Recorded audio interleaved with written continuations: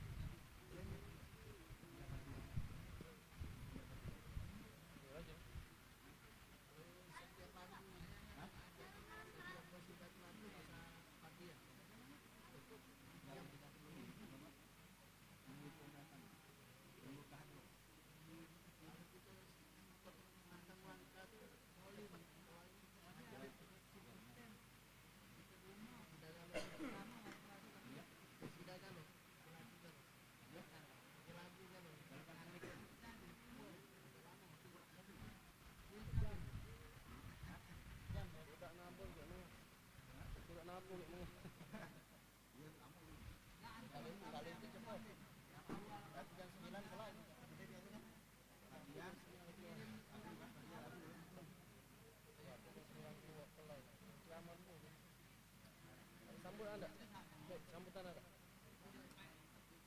Lagi berarti.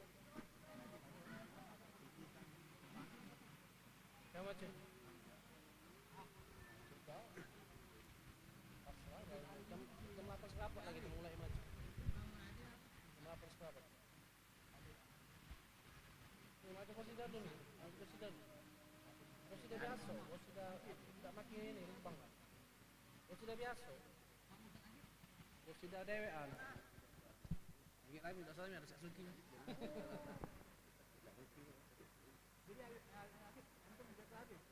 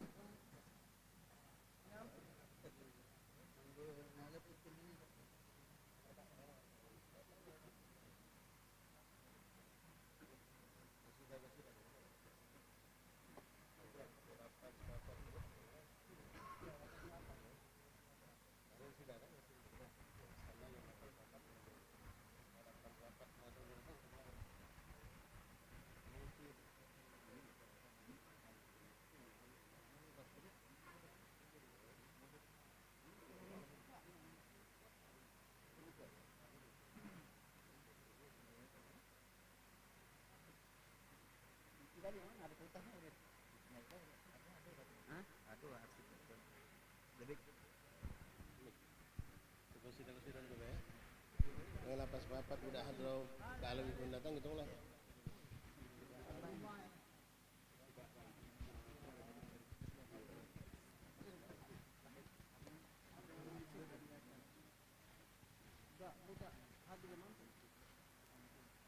Ya Arhamar Rahimin,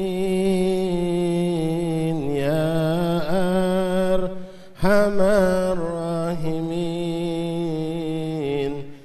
Ya Arhamar Rahimin, farrij 'alal muslimin, Ya Arhamar Rahimin, Ya Arhamar Rahimin,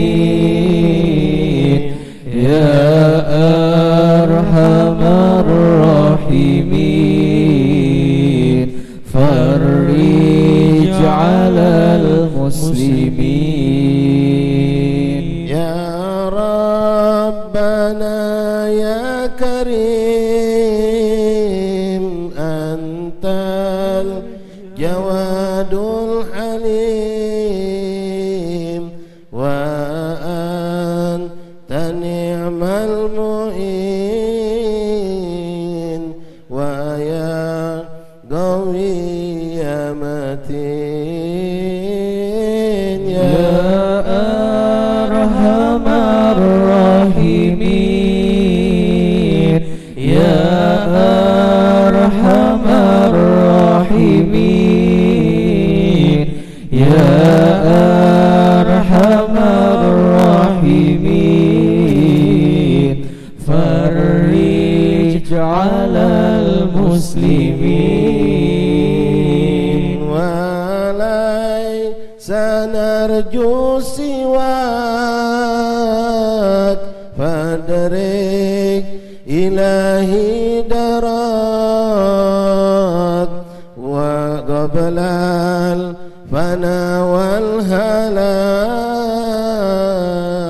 ya dunya waddin,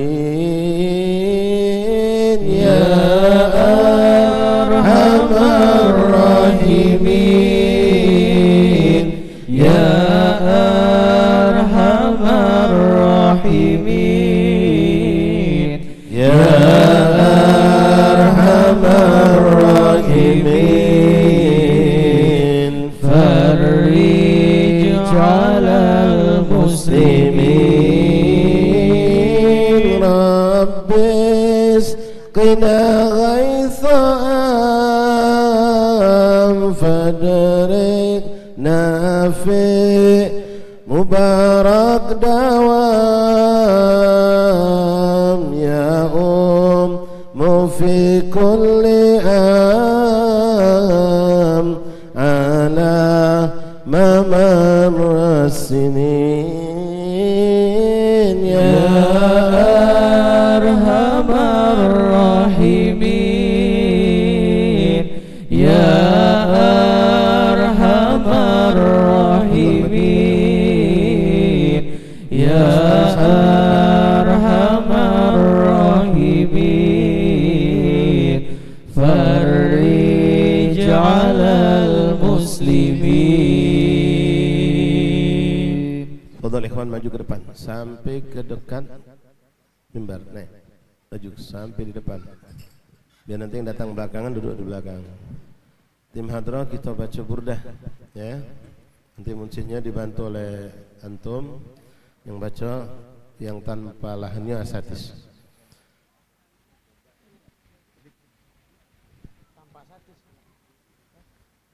Al-Fatihah wa qira' burdah al-madh lil Imam Muhammad Bashir rahimahullah ta'ala. Nawaina ya Rabbana bima nawa al-Imam Bashir wa nawa abauna salafuna salihun inna qira' burdah syarifah sunna yajtami fi misl hadhihi ijtima' mubarakah. Nawaina bin abauna salafuna salihun kullu majma'in أن الله يدخل نياتنا في نياتنا مع عملنا في أعمالنا وأخلاقنا في أخلاقنا وآدابنا في آدابنا. الله بركة الاجتماع يرفع ويدفع ويصرف عنا البلاء والوباء والمرض والسقام والألم والفتن والظلم والبطن لنا ومنا ومن إخواننا في فلسطين خاصة، في اليمن، في لبنان، في سوريا، في بلاد إندونيسيا. أن الله يدي السلامة والعافية التامة. أن الله يرزقنا نظرة خاصة إلى خاصة ومن خاصة. أن الله يربطنا به صلى الله عليه وسلم ربطا لا تنفق أبدا، ويرزقنا كامل المتعب الظاهر والباطن في كل عافية. أن الله يشرفنا برؤيته صلى الله عليه وسلم يقظة ومنامة. أن الله يشرفنا باتباعه صلى الله عليه وسلم وبمدحه صلى الله عليه وسلم.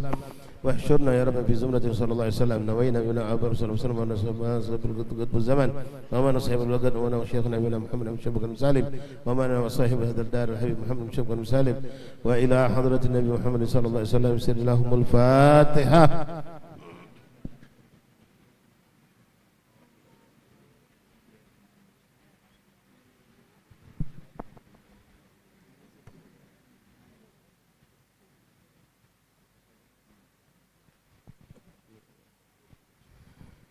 أعوذ بالله من الشيطان الرجيم. بسم الله الرحمن الرحيم. إن الله وملائكته يصلون على النبي يا أيها الذين آمنوا صلوا عليه وسلموا تسليما. اللهم صل وسلم وبارك عليه وعلى آله. اللهم صل وسلم وبارك عليه وعلى آله وصحبه. مولاي صل وسلم دائما أبدا على حبيبك خير خلق كلهم، والحبيب الذي ترجى شفاعته من كل حول أهوال.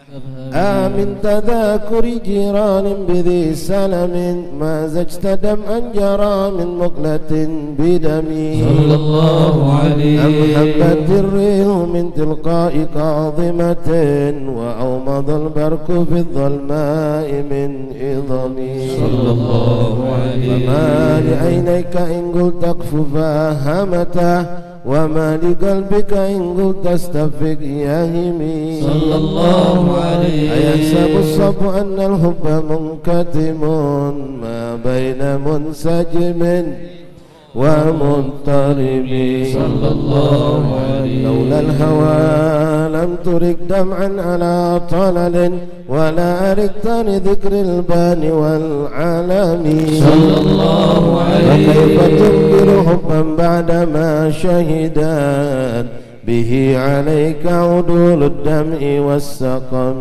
صلى الله عليه. وأثبت الوجد حتى عبرة وضنا مثل البهار على خديك والعنم صلى الله عليه. نعم سرى طيف من أهوى فأرقني والحب يعترض اللذ بالألم صلى الله عليه. يا لائمي في الهوى العذري معذرة مني إليك ولو أنصفت لم تلمي صلى الله عليه. عددك هاني لا سر بمستتر عن الوشاة ولا داء بمنحسم صلى الله عليه. حتى للنصح لكن لست أسمعه إن المحب عن الأذان في صمم صلى الله عليه. فهمت نصيح الشيب في عذلي والشيب أبعد في نصح عن التهم مولاي صل وسلم دائما أبدا على حبيبك خير الخلق كلهم. اللهم صل وسلم وبارك عليه وعلى آله. مولاي صل وسلم دائما أبدا على حبيبك خير الخلق كلهم. يا صل وسلم دائما أبدا على حبيبك خير الخلق كلهم. فإن أمرت بالسرور ما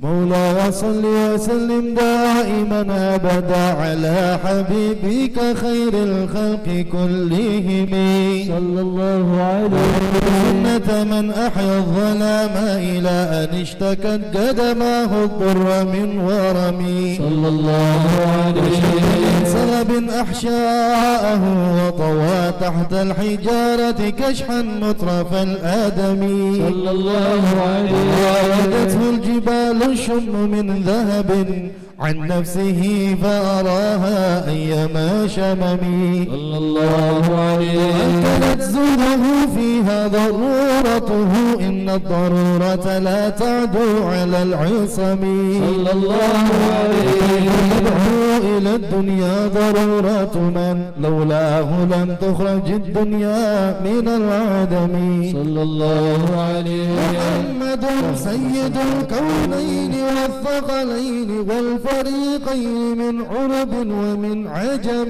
صلى الله عليه ومن الآمر الناهي فلا أحد أبر في قول لا منه ولا نعم صلى الله عليه هو الحبيب الذي ترجى شفاعته لكل هول من الأهوال مقتحم صلى الله عليه دعا إلى الله فالمستمسكون به مستمسكون بحبل غير منفصم صلى الله عليه فاق النبيين في خلق وفي خلق ولم يدانوه في علم ولا كرم صلى الله عليه وكلهم من رسول الله ملتمس غرفا من البحر أو رشفا من الديم صلى الله عليه واقفون لديه عند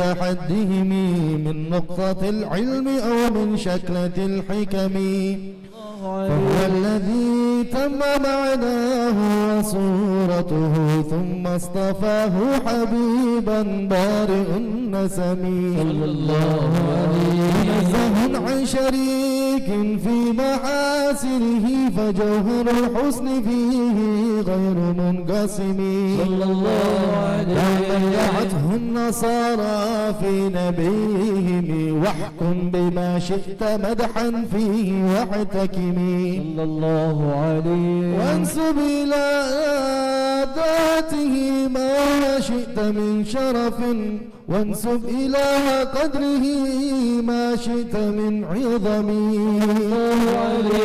فإن فضل رسول الله ليس له حد فيعرب عنه ناطق بفمه صلى الله عليه لو ناسبت قدره آياته عظما أحيا اسمه حين يدعى دارس الرمم صلى الله لم عليه يمتحنا بما تعي العقول به حرصا علينا فلم نرتب ولم نهم صلى الله عليه يرى فهم معناه فليس يرى في القرب والبعد فيه غير منفحم صلى الله عليه كالشمس تظهر للعينين من بعد صغيرة وتكل الطرف من أمم صلى الله عليه وكيف يدرك في الدنيا حقيقته قوم نيام تسلوا عن حب الحلم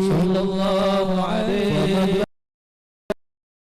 العلم فيه أنه بشر وأنه خير خلق الله كلهم وكل آي أتى الرسل الكرام بها فإنما اتصلت من نوره بهم صلى الله عليه فإنه شمس فضل هم كواكبها يظهرن أنوارها للناس في الظلم صلى الله عليه أكرم خلق نبي زانه خلق بالحسن مشتمل بالبشر متسم صلى الله عليه في ترف والبدر في شرف والبحر في كرم والدهر في همم صلى الله عليه كأنه وهو فرض من جلالته في عسكر حين تلقاه وفي حشم صلى الله عليه اللؤلؤ المكنون في صدف من معدني منطق منه ومبتسم لا طيب يعدل تربا ضم أعظمه طوبى لمنتشق منه وملتثم مولاي صل وسلم دائما أبدا على حبيبك خير الخلق كلهم اللهم صل وسلم وبارك عليه وعلى آله مولاي صل وسلم دائما أبدا على حبيبك خير خلق كلهم الخلق كلهم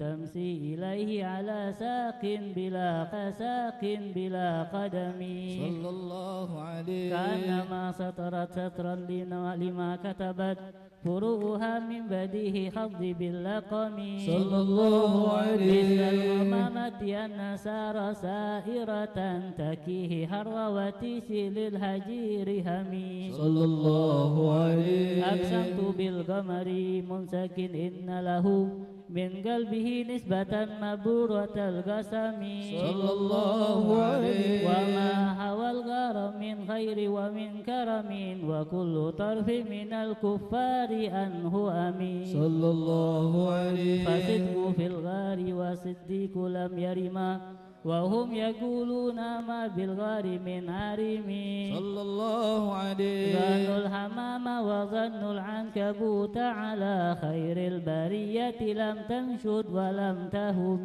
صلى الله عليه وقاية الله أغنت عن مضاعفة من الدروع وعن عالم من العتم صلى الله عليه ما سامني دهر ضيما واستجرت به إلا ونلت جوار النار منه لم يضمي صلى الله عليه ولا استلمت نادرين من يده إلا استلمت نادى من غير مستلم صلى الله عليه لا تنكري وهي من رؤياه إن له قلبا إذا نامت العينان لم ينم صلى الله عليه وذاك حين بلوغ من نبوته فليس ينكر فيه حال مهتلم صلى الله عليه اللهما وحي بمكتسب ولا نبي على غيب بمتهم صلى الله عليه كم أبرأت واسبا بالأمس راحته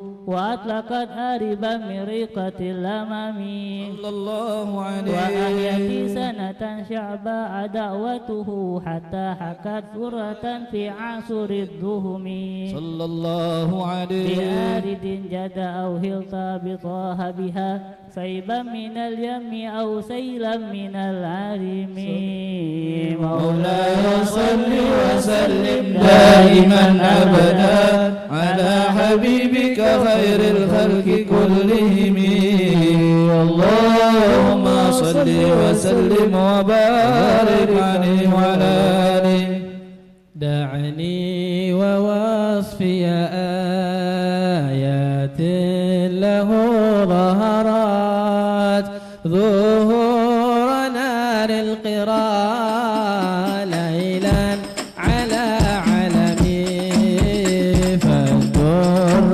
يزداد حسنا وهو منتظم وليس ينقص قدرا غير منتظم فما تطاول آمال المدين إلى ما فيه من كرم الأخلاق والشيم آيات حاك من الرحمن مهندسة قديمة صفة الموصوف بالقيم لم تقترن بزمان وهي تخبرنا عن المعاني وعن هادٍ وأميرم دامت لدينا ففاقت كل معجزة من النبيين إذ جاءت ولم تروي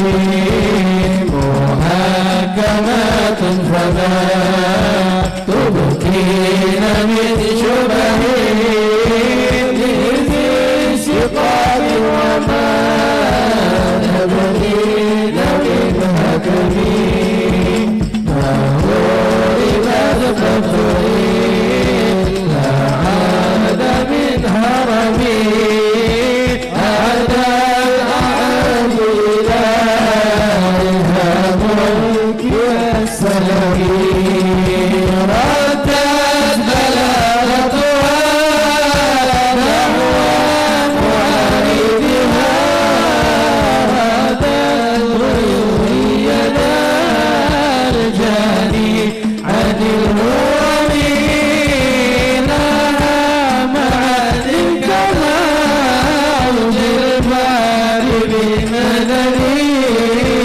وفوض الجوهرين بالحسن والقيم فما تعد ولا تحصى عجائبها ولا تسع على الإجزاء بالصغير والرأس بها عمقا فيها فقلت له لا تنصفرها بحبل الله واعتصمي إن تسلها خيفة بالأمر نار الأرض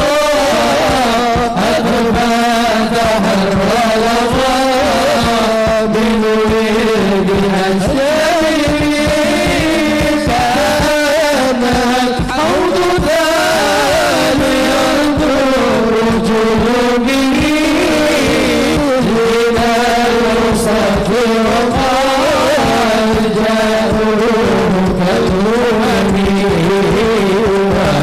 وكالصراط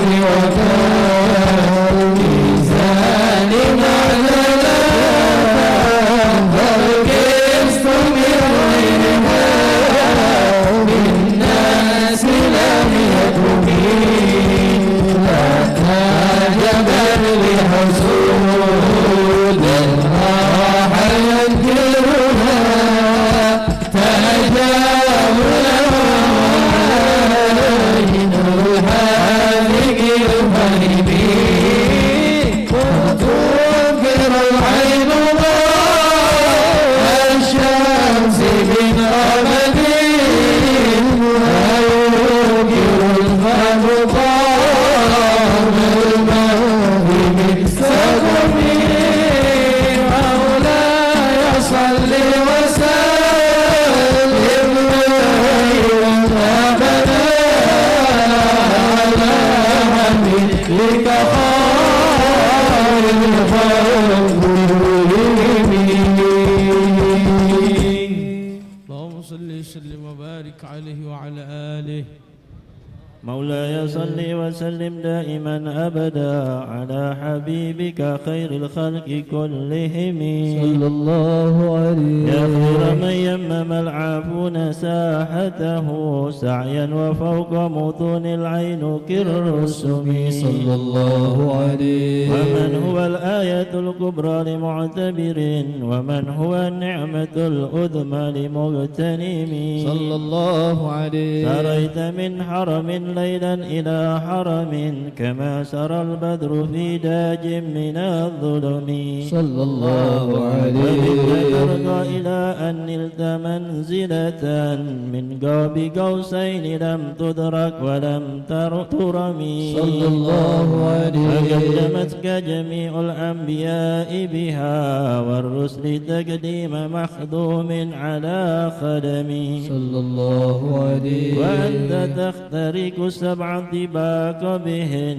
في موكب كنت فيه صاحب العالم صلى الله عليه حتى إذا لم تدع شعوا لمستبك من الدنو ولا مرقا لمستنم صلى الله خفت عليه كل مقام بالإضافة إذ نوديت بالرفع مثل المفرد العالمي صلى الله عليه كيما تفوز بوصل أي مستتر عن العيون وسر أي مقتتم صلى الله ففزت عليه كل فخار غير مشترك وجزت كل مقام غير مزدحم صلى الله عليه مقدار ما وليت من رتب وعز إدراك ما أوليت من نعم صلى الله عليه بشرى لنا معشر الإسلام إن لنا من الإناية ركنا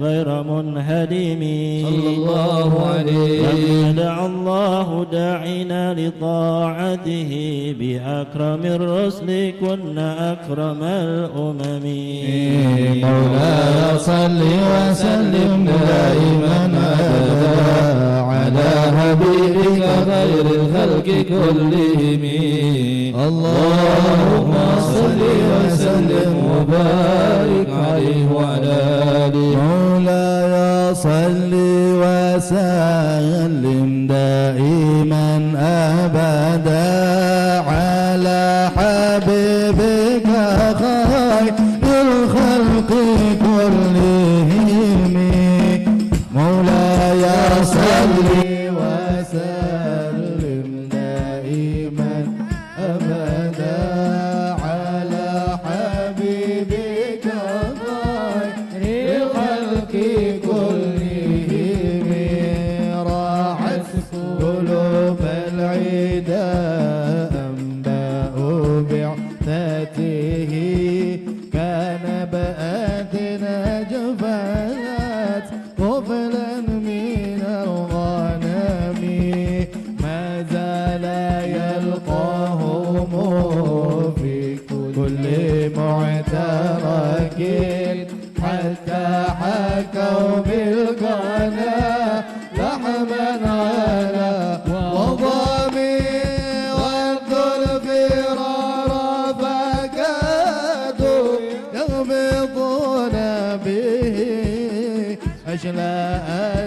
زالت مع العقبان والرقاب تمضي الليالي ولا يدرون عدتها ما لم تكن من ليالي الأشهر الحرم كأنما الدين ضيف حل ساحتهم بكل قرب إلى لحم العيد قارمي يجر بحر حبيس فوق سبيحة يرمي بموج من الأبطال ملتقم من كل منتدب لله محتسب يسقو بمستصل للكفر مصطلم حتى غدت ملة الإسلام وهي بهم من بعد غربتها موصولة الرحيم مكفولة أبدا منهم بخير الأبيد وخير بعل فلا كيتم ولم تئمي هم الجبال فسال عنهم مصادمهم ماذا رأى منهم في كل مستقدم وسل حنينا وسل بدرا وسل أحدا فصول حدف لهم أدهى من الوقام المصدر بذهورا بعدما وردت من العين كل موس ودمنا اللباب وكتبين بصور الحق ما تركت أقلامهم حرف جسم غير منهزم شك السلاح لهم سمة تميزهم والورد يمتاز بسمعني سلامي تهدي إليك رياح النصر نشرهم فتحسب الزهر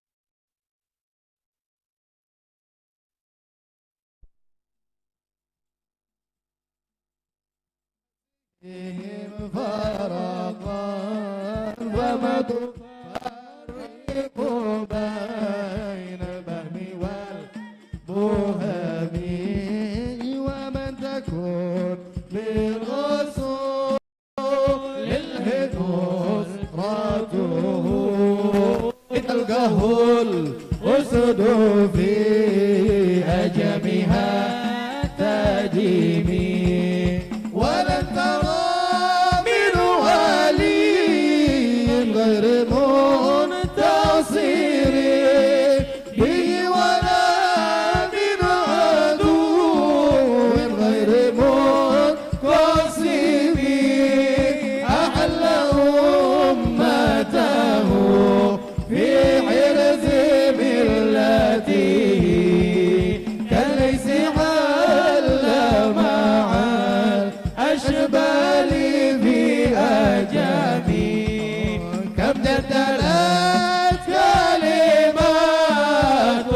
من جدير في وكام خصبا برهان من خصمي كفاك بالعلم من أمي معجزة في الجاهلية والتأديب في الحكم مولاي صل وسلم دائما أبدا على حبيبك خير خلق كلهم.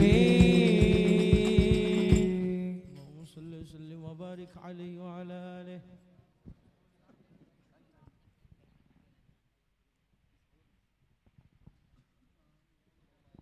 مولاي صل وسلم دائما أبدا على حبيبك خير الخلق كلهم. خدمته بمديه أستقيل به ذنوب عمر مضى في الشعر والخدم.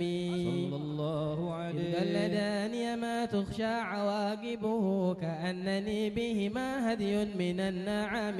صلى الله عليه قطعت غي الصبا في الحالتين وما حصلت إلا على الآثام والندم. صلى الله عليه يا خسارة نفس في تجارتها لم تشر الدين بالدنيا ولم تسمي. ومن يبي آجلا منه بعاجله يبن له الغبن في بيع وفي سلام. صلى الله عليه هات ذنبا فما عهدي بمنتقض من النبي ولا حبلي بمنصرم. صلى الله عليه فإن لي ذمة منه بتسميتي محمدا وهو أوفى الخلق بالذمم. صلى الله عليه لم يكن في معادي آخذا بيدي فضلا وإلا فقل يا زلة القدم. صلى الله عليه حاشاه أن يحرم الراجي مكارمه أو يرجع الجار منه غير محترم. صلى الله عليه منذ ألزمت أفكاري مدائحه وجدته لخلاصي خير ملتزم. صلى الله عليه لن يفوت الغنى منه يدا تربت إن الحياة ينبت الأزهار في الأكم. صلى الله عليه لم أرد زهرة الدنيا التي اقتطفت يدا زهير بما أثنى على هارمي. مولاي صل وسلم دائما أبدا على حبيبك خير الخلق كلهم. اللهم صل وسلم وبارك عليه وعلى آله. مولاي صل وسلم دائما أبدا على حبيبك خير الخلق كلهم. مولاي صل وسلم دائما أبدا على حبيبك خير الخلق كلهم. يا أكرم الخلق ما لمن ألوذ به سواك إنه الهدى الحديث الحبيب ولن يأتيك الرسول والله جار نبي إذا الكريم تجاهل باسم منتهي فإن من روحك الدنيا وضرتها ومن علومك علم اللوح والقلم. يا نفس لا تأمتي من التي إن الكبائر في الغفران كالكرم. لعل رحمة ربه لا موسمها تأتي على سبيل إشهاد بالسبيل يا رب واجعل رجاء غير منعكسين لديك واجعل حسابي غير منغلبين وانظر بعبدك في دارين إنا له صبرا متى الأهوال يا أبدي وزن صلي صلاة من كذا لمدين على النبي بمون هل الرمون ساجدين مرنا هذا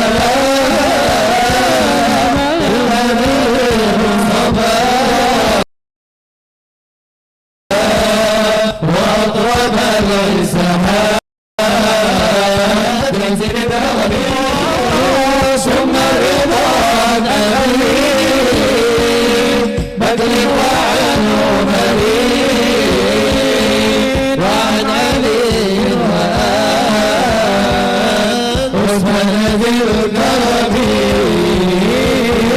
والآل وأصحاب ثم تبينا أهل التقى والحب والكرم يا رب بالمصطفى بلغ مقاصدنا واغفر لنا ما مضى يا واسع الكرم يا ربي بالمصطفى بلغ مقاصدنا واغفر لنا ما مضى يا واسع الكرم يا ربي بالمصطفى بلغ مقاصدنا واغفر لنا ما مضى يا واسع الكرم واغفر إلهي لكل للمسلمين بما يدخلون في المسجد الأقصى وفي الحرم بجاه من مدعوه في طيبة غرمون واسمه قسم من أعظم القسم أهلي بردة ممتلكا أوتما والحمد لله بدء وبختم أبيتها قد أتى 60 مئة فرج بها كربنا يا واسع الكرم فرج بها كربنا يا واسع الكرم واحفظ بها شيخنا يا رحم الأمم فرج بها كربنا يا واسع الكرم واشفي بها مرضانا يا رحم الأمم مولاي صل وسلم دائما أبدا على حبيبك خير خلق كلهم محمد أشرف العرب والعجم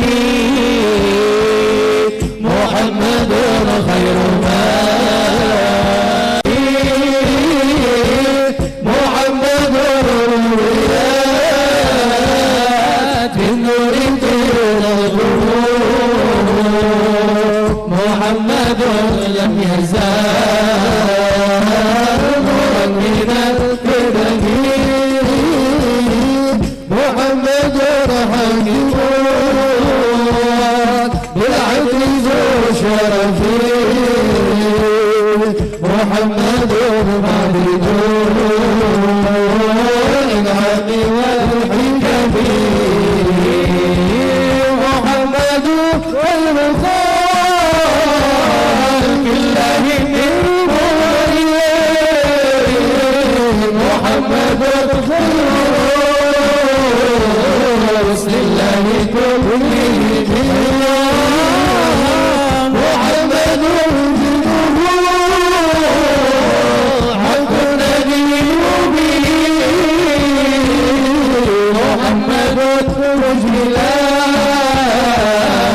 حقا على الدين محمد ذكره روح للأنفسنا محمد شكره فضل على الأمم محمد ذكره دنيا حاجتها محمد كشفه خفتها السلم محمد سيد غابت مناكبه محمد صلاه الرحمن بالنعم محمد ثروة البر وخيرته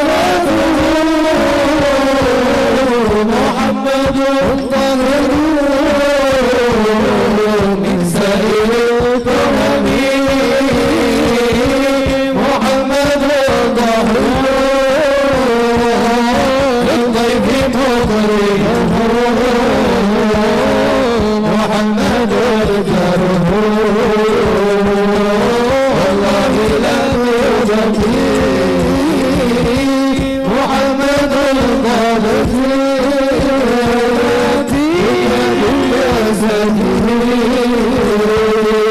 محمد الآيات والحكم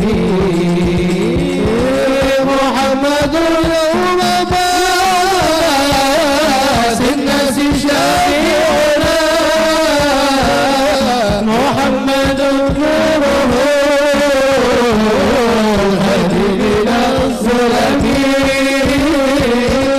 محمد غائب لله ذرب محمد خاتم الرسل كلهم مولاي صل وسلم دائما ابدا على حبيبك خير الخلق كلهم صل وسلم وبارك عليه وعلى بسم الله الرحمن الرحيم بسم الله والحمد لله ولا اله الا الله واستغفر الله وصلى الله على رسول الله الحمد لله رب العالمين حمدا يوافي نعمك مجيدا يا ربنا لك الحمد كما ينبغي لجلال وجهك والعظيم سلطانك اللهم صل وسلم على سيدنا محمد وعلى اله وصحبه اجمعين الحمد لله رب العالمين اللهم صل على سيدنا محمد عبدك ورسولك ونبيك ورسولك النبي الأمي وعلى آله وصحبه وسلم الصلاة والسلام عليك يا رسول الله الصلاة والسلام عليك يا نبي الله الصلاة والسلام عليك يا حبيب الله الصلاة والسلام عليكم يا أنبياء الله وعلى آلكم وأصحابكم أجمعين والحمد لله رب العالمين. الحمد لله رب العالمين حمد الذاكرين حمد الشاكرين حمدا يوافي نعمه ويكافئ مزيدا نحمدك على جميع نعمك ما علمنا منه وما لم نعلم ونشكرك على جميع نعمك ما علمنا منها وما لم نعلم وعلى كل حال اللهم يا محول الأحوال حول حالنا إلى أحسن حال اللهم يا محول الأحوال حول حالنا إلى أحسن حال اللهم يا محول الأحوال حول حالنا إلى أحسن الحال ونجنا من أعمال أهل الضلال وفعل الجهال اللهم صل وسلم على سيدنا محمد وعلى آله وصحبه وأشياعه وأحزابه وعترته وأهل بيته أجمعين اللهم اجعل ثواب ذلك في صحائف صلى الله عليه وسلم اللهم آت الوسيلة والفضيلة والشرف والدرجة العالية الرفيعة وابعثه المقام المحمود الذي وعدته إنك لا تخلف الميعاد اللهم احشرنا والحاضرين في زمرته وأمتنا على سنته واستعملنا لطاعته وأوردنا حوضه واسقنا من يده الشريفة شربة هنيئة مريئة لا نظمأ بعدها أبدا يا رب العالمين ثم في صحائف آبائه وإخوانه من الأنبياء والمرسلين والملائكة المقربين ثم في صحائف الهادين المهتدين والراشدين المرشدين ذوي القدر العلي والفخر الجلي ساداتنا أبي بكر وعمر وعثمان وعلي وفي صحيفة الزهراء البتول سيدتنا فاطمة بنت الرسول بنت سيدنا الرسول ثم في صحائف ولديها الشهيدين أبي محمد الحسن وأبي عبد الله الحسين والعمين الشهيرين عند الله وعند الناس أبي عمارة الحمدة وأبي الفضل العباس والأنصار والمهاجرين وأزواجه الطاهرات أمهات المؤمنين وجميع الصحابة والقرابة والتابعين وتابعي التابعين ومن تبعهم بإحسان إلى يوم الدين والأربعة الأئمة المجتهدين ومقلديهم في الدين والأولياء والشهداء والصالحين خصوصا في صحائف منشي هذه البردة الشريفة سيدي شرف الدين محمد البوصيري ثم في صحائف أولياء الله تعالى جميعا من أقطاب وأنجاب وأوتاد وأبدال ورجال الغيب من مشارق الأرض إلى مغاربها أينما كانوا وأينما حلت أرواحهم يا رب العالمين اللهم انفعنا ببركاتهم وانفعنا من نفحاتهم وعيد علينا وعلى المسلمين من بركاتهم ومن بركات علومهم وأنفاسهم الطاهرات في الدين والدنيا والآخرة ثم في صحائفنا وصحائف الحاضرين والسامعين ووالدنا ووالدهم وأمواتنا أمواتهم وأموات المسلمين أجمعين اللهم اجعل جمعنا هذا جمعا مرحوما وتبرقنا من بعده تبرقا معصوما اللهم اجعل جمعنا هذا جمعا مرحوما وتبرقنا من بعده تبرقا معصوما اللهم اجعل جمعنا هذا جمعا مرحوما وتبرقنا من بعده تبرقا معصوما ولا تجعل اللهم فينا ولا معنا ولا حوالينا محروما ولا معتوما وعن بابك مطرودا وهب اللهم بفضلك إحسانا لمسيئنا ومحسننا لعالمنا وعاملنا ومخدمنا وهبنا جميعا بمنك وكرمك برحمتك يا أرحم الراحمين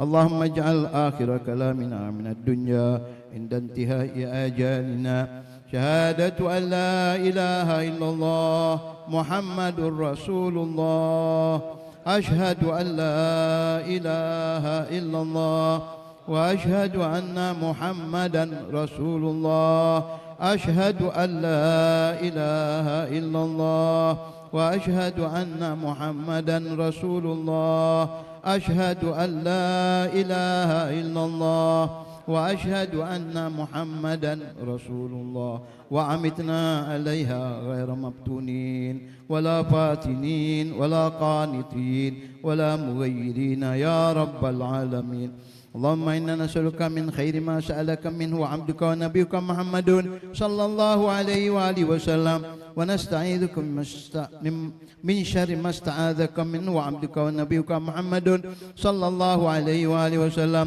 إن الله وملائكته يصلون على النبي يا أيها الذين آمنوا صلوا عليه وسلموا تسليما اللهم صل وسلم على سيدنا محمد وعلى آله وصحبه أجمعين سبحان ربك رب العزة عما يصفون وسلام على المرسلين والحمد لله رب العالمين. الفضل قبول والأمية يسر وإلى حمد الفاتحة.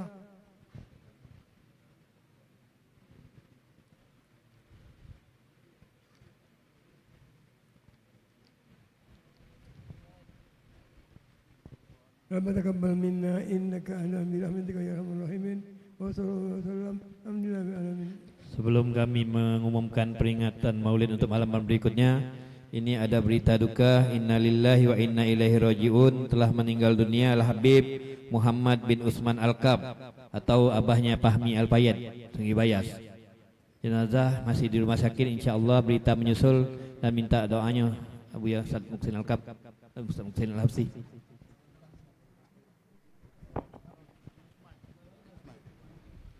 الفاتحة إلى المرحوم برحمة القيوم السيد الحبيب محمد بن عثمان الكاف أن الله يغفر له ويرحمه ويسكنه الجنة برحمته والدينا ووالديه خاصة وأنباتنا أمة المسلمين عامة بأن الله يتغشاهم بالرحمة ويسكنهم الجنة برحمته وإلى حضرة النبي محمد صلى الله عليه وسلم بسر الفاتحة.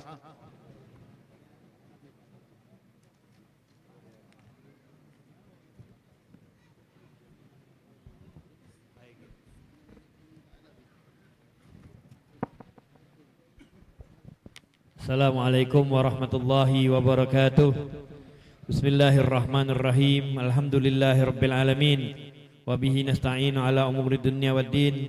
Allahumma salli wa sallim wa barik wa karrim ala sayyidina wa maulana Muhammadin wa ala alihi wa sahbihi ajma'in, amma ba'd. Ma'asyiral habaib wal asatidza wal hadirin rahimakumullah. Alhamdulillah, segala puji bagi Allah Subhanahu wa taala, yang mana pada malam hari ini Allah Subhanahu wa taala masih mengumpulkan kita masih dalam rangka memperingati miladir Rasul sallallahu alaihi wasallam, yang mana pada malam hari ini malam ke-9 daripada rangkaian Majlis Maulid Arba'in, kita berada di tempat yang mulia ini, yaitu di rumah salah satu wali min auliyaillah, yaitu Ad-Da'i ilallah Al-Habib Muhammad bin Hamid bin Syekh Abu Bakar. Mudah-mudahan hadirnya kita pada malam hari ini Allah Subhanahu wa taala akan menurunkan curahan rahmat, taufik dan hidayah kepada kita sekalian. Amin ya rabbal alamin. Salawat serta salam tak henti-hentinya kita haturkan kepada junjungan agung kita Nabi besar Muhammad sallallahu alaihi wasallam serta keluarga dan para sahabatnya. Ma'asyiral hadirin rahimakumullah, sebagaimana biasa sebelum melanjutkan acara berikutnya yaitu managib dan mau'izatul hasanah, kami akan mengumumkan beberapa peringatan Maulid untuk malam-malam berikutnya.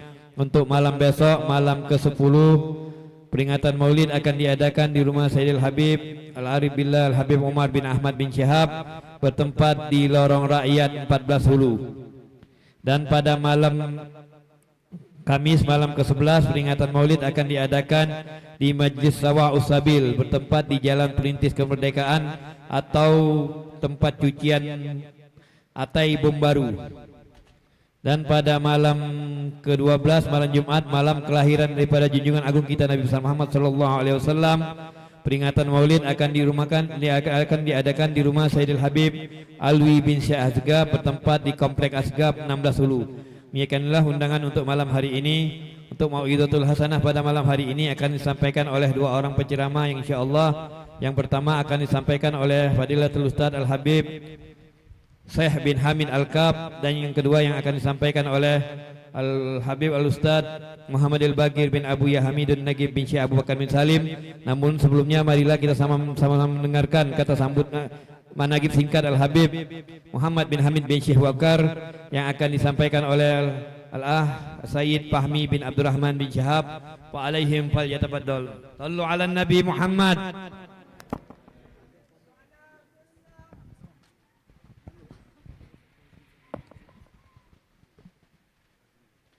Bismillahirrahmanirrahim. Assalamualaikum warahmatullahi ta'ala wabarakatuh. Alhamdulillah wassalatu wassalamu ala rasulillah Sayyidina Muhammad bin Abdullah wa ala alihi wa sahbihi wa man wala wa la hawla wa la quwata illa billah. Alhamdulillah, Allahumma salli wa sallim ala Sayyidina Muhammadin al-fatihi lima ughliq wal khatimi lima sabaq nasirul haq bil haq wal hadi ila siratikal mustaqim wa ala alihi wa sahbihi haqqa qadrihi wa miqdaril azim. Alhamdulillah, izinkan Al-Faqir membacakan daripada sekelumit manaqib Al-Habib Muhammad bin Hamid bin Syekh Abi Bakar bin Salim. Al-Habib Muhammad bin Hamid bin Syekh Abi Bakar bin Salim, beliau lahir di kota Palembang Darussalam pada tanggal 6 Maret 1922 Masehi atau bertepatan dengan awal Rajab 1340 Hijriah. Beliau merupakan anak tertua dari 10 bersaudara. Ayah beliau adalah Sayyid Hamid bin Muhammad, cucu dari Pangeran Syarif Ali bin Syekh Abi Bakar bin Salim. Ayah beliau adalah seorang anak keturunan Rasulullah sallallahu alaihi wasallam yang sangat mencintai juga gemar mendengarkan dan menghadiri serta memuliakan majelis taklim dan juga pengajian-pengajian yang dihadirin oleh para ulama. Ayah beliau juga dikenal memiliki hubungan dekat dengan Al-Habib Salim bin Ahmad bin Jindan. Sedangkan ibu beliau adalah seorang wanita solehah yang bernama Syarifah Zainah bin Abdullah Al-Kaf. Pendidikan beliau, masa pendidikan dan perjalanan hidup beliau dalam menuntut ilmu, beliau dibesarkan di dalam lingkungan keluarga yang sakinah, di bawah didikan dan bimbingan dari paman-pamannya yang selalu memperhatikan agamanya, agar beliau selalu berada pada jalur yang diajarkan datuk-datuknya, baik di dalam bidang syariah maupun adat istiadat. Memasuki masa diniyah awaliyah, beliau disekolahkan di sebuah madrasah diniyah yang bernama Al-Ihsan, yang merupakan cabang dari Rafiqatul Alawiyah Jakarta, yang berdiri pada tahun 1902 Masehi dan mempunyai tenaga kerja yang profesional di bawah asuhan kepala sekolah Al-Habib Al-Alim Al-Habib Muhammad bin Husain bin Syahab. Pada jenjang yang lebih tinggi, Al-Habib Muhammad melanjutkan pendidikannya ke Madrasah Nurul Falah yang terletak di daerah Surah 23 Ilir di bawah asuhan Mu'alim Abdul Samad dan Kai Darul Lusdi. Selain itu, sejak kecil beliau menghadiri pengajian-pengajian yang dipimpin oleh para ulama seperti yang dibuka Al-Habib Muhammad bin Salim Al-Kaf. Beliau pun mendapatkan pelajaran-pelajaran di luar sekolah, yaitu dari para habaib yang mendidiknya seperti Al-Habib Muhammad bin Husain bin Syahab dan juga Al-Habib Abu Bakar Jamalulail di rumah mereka. Selain itu, beliau belajar dari beberapa habaib yang datang dari luar kota dan bahkan dari luar negeri seperti Al-Habib Salim bin Ahmad bin Jindan Jakarta, Al-Habib Ali bin Husain Al-Atas Bungur, Al-Habib Ali bin Abdurrahman Al-Habsyi Kuitang, dan juga Al-Habib lainnya, di antaranya Al-Habib Alwi bin Ahmad Basir, Al-Habib Ali bin Abu Bakar Al-Kab, Al-Habib Abdurrahman bin Ahmad Al-Hamid Al-Mufar Hadramut. Maka berkat semangat yang tinggi di dalam menuntut ilmu agama, juga keridhaan para guru dan orang tuanya, Al-Habib Muhammad bin Hamid telah memperoleh bagian yang besar dari wasiat datuknya yang mulia, yaitu Nabi Muhammad sallallahu alaihi wasallam, yang merupakan ilmu yang bermanfaat. Selain dikenal dengan ilmu dan sifat tawadhu yang tinggi serta akhlak yang mulia, Al-Habib Muhammad bin Hamid juga dikenal sebagai pemuda yang produktif. Beliau berdagang, bekerja, membantu orang tuanya. Beliau juga membantu adik-adiknya, saudara-saudaranya untuk dapat belajar dan sekaligus bekerja. Pernikahan Al-Habib Muhammad bin Hamid Syekh Abi Bakar bin Salim sampai pada usia yang cukup matang, tibalah saatnya bagi beliau untuk menjalankan sunnah Rasulullah sallallahu alaihi wasallam, yaitu menikah. Tepatnya pada tahun 1943 Masehi, beliau menikah dengan seorang syarifah yang bernama Syarifah Maryam binti Abdullah bin Muhammad bin Syekh Abi Bakar bin Salim, yang merupakan anak dari pamannya. Dari pernikahan ini, beliau dikaruniai oleh Allah Subhanahu wa taala 6 orang anak, kesemuanya tumbuh dan dibesarkan dalam pengawasan dan pendidikan beliau. dakwahnya beliau. Aktivitas beliau di dalam berdakwah. Pada suatu hari salah seorang guru berkata kepada Al-Habib Muhammad bin Hamid bin Syekh Habib bin Salim, Al-Habib Ali berkata, "Ya Muhammad, mulailah berdakwah, apalagi yang engkau tunggu?" Maka setelah itu beliau memantapkan niat, bertekad untuk meneruskan perjuangan baginda Rasulullah sallallahu alaihi wasallam, juga mengikuti perintah guru-gurunya. Mulailah beliau menyampaikan risalah dan menunaikan amanah untuk berdakwah ilallah. Saat gurunya sakit, satu demi satu beliau menantikannya mendatangi majelis-majelis taklim dan membuka pengajian-pengajian untuk berdakwah dan mengajar dengan lembut dan penuh kasih sayang serta kewibawaan dan ketegasan. Juga akhlak dan budi pekerti yang dia gambarkan oleh Rasulullah sallallahu alaihi wasallam. Beliau menyampaikan nasihat-nasihat kepada semua golongan tua, muda, pria dan wanita. Beliau menghormati yang tua, layaknya orang tua sendiri, dan menyayangi yang muda, layaknya seperti anak beliau sendiri. Juga menghargai kerabat-kerabatnya seolah-olah saudaranya sendiri. Sehingga banyak sekali pengajian dan majlis taklim yang beliau isi. Semua golongan berdatangan menghadiri dan bahkan senantiasa menemani beliau dan berdakwah. Di antara tempat-tempat beliau mengajarnya adalah tempat-tempat beliau mengajar. Yang pertama, Musolah Karangbuang 10 Ilir, Musolah Darul Muttaqin, Masjid Agung Sultan Mahmud Badaruddin, Masjid Kawang Kidul, di kediaman almarhum, juga di tempat yang lain. Al-Habib Muhammad bin Hamid adalah seorang ulama yang mengikuti akidah Ahlus Sunnah wal Jamaah. Hal ini pernah beliau tegaskan dalam satu ceramahnya sebagai ajakan kepada saudara-saudara yang beliau cintai untuk mengikuti pendahulu-pendahulu mereka dari para habaib dan orang-orang soleh. Di antara kalimat yang beliau katakan adalah, Islam yang saya ajarkan ini adalah berkat dari guru saya, dan guru saya belajar dari guru dengan gurunya lagi, dan terus sampai Rasulullah sallallahu alaihi wasallam.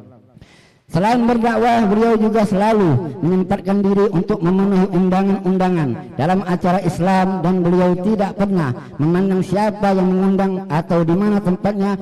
Selagi beliau mampu untuk datang, beliau akan berusaha mendatanginya. Dan yang lebih istimewa lagi merupakan gambaran dari sifat tawadhu yang ia miliki adalah beliau tidak pernah segan-segan untuk bertanya tentang ilmu agama, bahkan orang yang lebih jauh muda sekalipun radhiyallahu anhu. Kepergian beliau ke rahmatullah sallallahu alaihi wasallam hari demi hari terus berganti, tahun demi tahun terus berlalu. Dalam usia kian lanjut, beliau masih menyempatkan diri mengajar, memenuhi panggilan undangan, sampai suatu hari Al-Habib Muhammad bin Hamid Syekh bin Salim menderita sakit. Beberapa kali beliau menjalani perawatan, namun Allah Subhanahu wa taala berkehendak lain.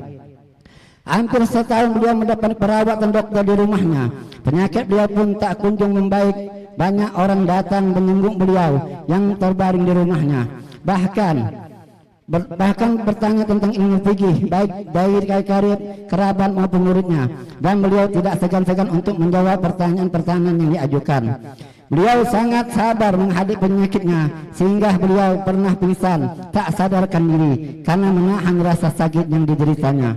Dan setelah beliau sadar, beliau bertanya kepada beberapa sahabat saya, berapa lama saya sadarkan diri? Setelah mengetahui jawaban yang beliau bergegas menyiapkan diri untuk menggodok salatnya. Jika tidak mampu, beliau meminta diambilkan air wudhu atau bertayamum.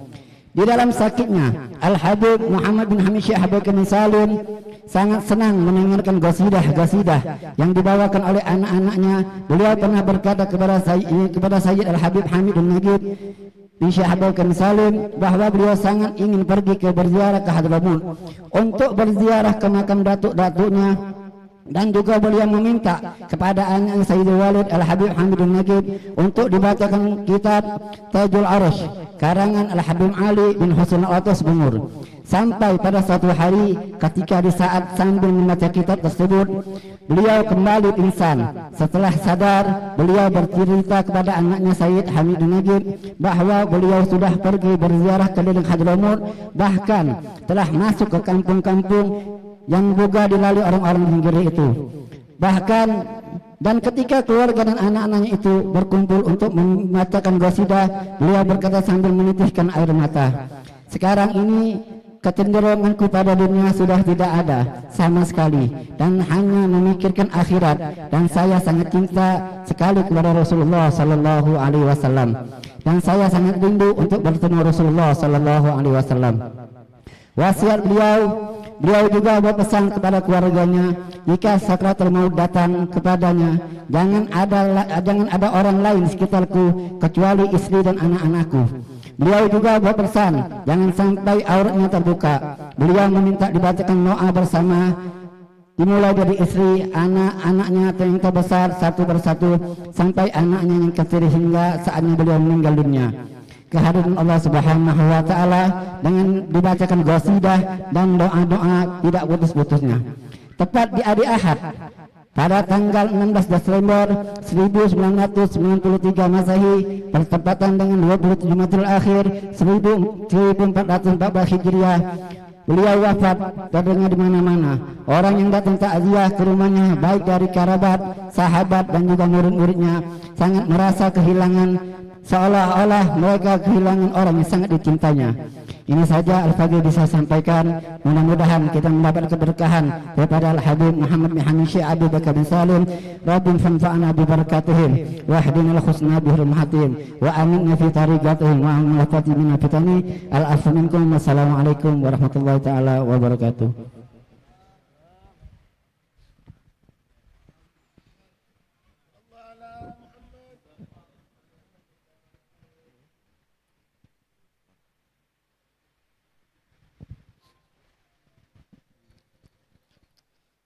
Bismillah, walhamdulillah, wassalatu wassalamu ala rasulillah Sayyidina Muhammad ibn Abdullah wa ala alihi wa sahbihi wa man walah, wala hawla wala quwwata illa billah. Subhanaka la ilma lana illa ma 'allamtana innaka antal alimul hakim. Rabbi syrah li sadri wa yassir li amri wahlul 'uqdatam min lisani yafqahu qawli bijahin nabi wa sahbi wal ali, amma ba'du. Yang kami hormati para habaib, para asatid, para syiban, para tokoh masyarakat, orang-orang tua kita yang dimuliakan oleh Allah Subhanahu wa taala yang sempat hadir di acara ini, yang mohon maaf tidak bisa Al-Faqir sebutkan namanya satu persatu demi menyingkat waktu. Mudah-mudahan Allah Subhanahu wa taala panjangkan usia mereka.